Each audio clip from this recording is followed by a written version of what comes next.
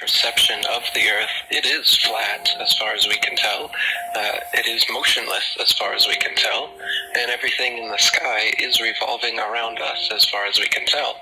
If nobody told us otherwise, we'd logically assume that the Earth was flat, motionless, with everything in the sky revolving around us.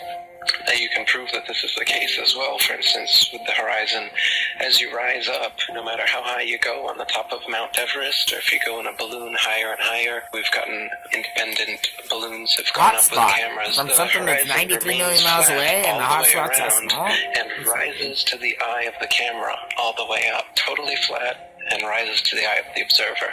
So that's one proof. If the Earth were a ball, no matter how big, the horizon is said to be the curvature of the ball. If you were to go to NASA, it's all fraud, it's all fake. Pretty much everything NASA puts out is fraudulent. There are no images of Earth from space. Put an end to this topic once and for all, turn Hubble round and show us Earth in real time. Why have they never done that? But they will not do it. They can't do it. How much money we pay? It doesn't exist. They can't turn that telescope around and give us a live feed for 1 day of the Earth? For 1 minute? 1 hour?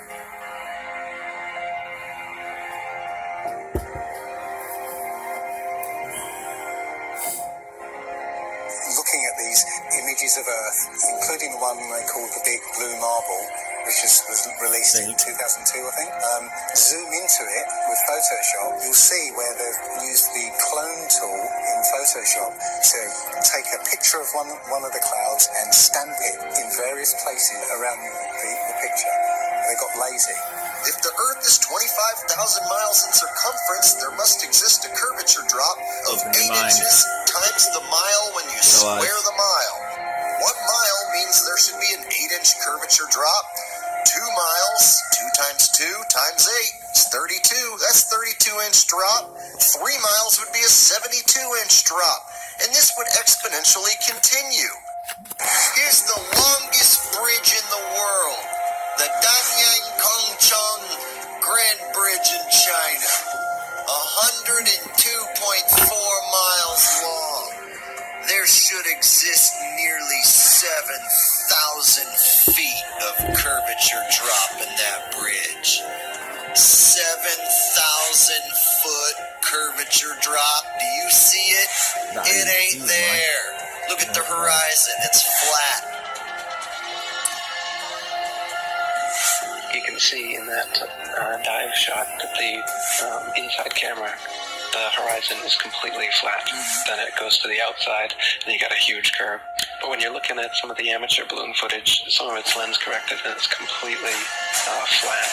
And others, like the GoPro stuff, the horizon will fluctuate as the camera spins and tilts. The horizon will go convex and concave, lens effect. Obviously not the horizon shifting every 2 seconds as the camera jumps. And when it's still, you can see all the way up, totally flat.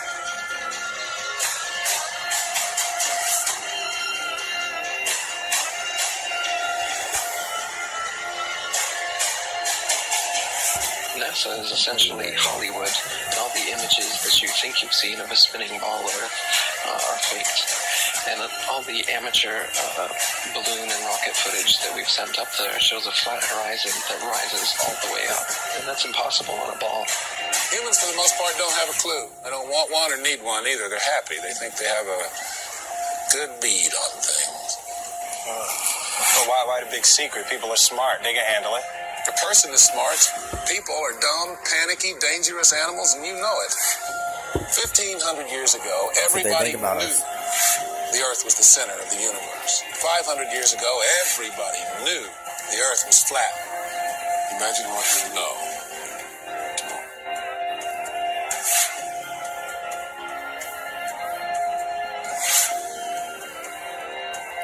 Thank you for this. The horizon, for instance, is always completely flat, and you don't feel any motion.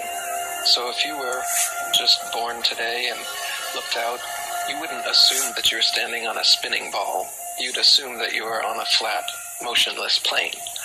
So to assume that we are on a spinning ball is actually contrary to our common sense and our everyday experience. Everybody needs to and there's also experiments that have been done Go to this guy's to test channel. whether we're on a spinning ball or not. Well, it's anonymous, whatever.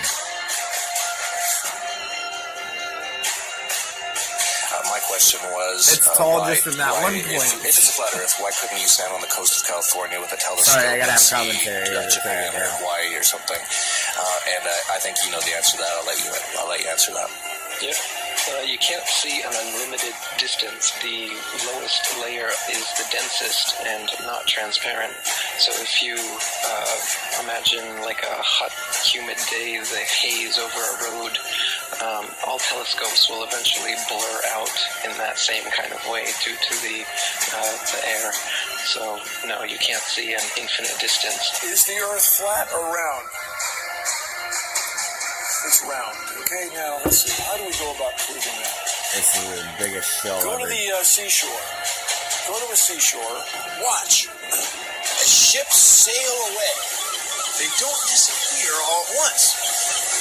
No, first, the bottom will disappear. See, the bottom of the ship is gone. Now we can see midway up, and then the whole thing disappears. Now, ships came back. They didn't fall off the table. So people realized that the world is curved. I mean, it's a big curve, but it's curved. So, the process of testing claims, the world is flat, the world is round, is what we call science. Now, if you have a claim that can't be tested, that's what we call pseudoscience. Extraordinary claims require extraordinary proof. Extraordinary claims require extraordinary proof.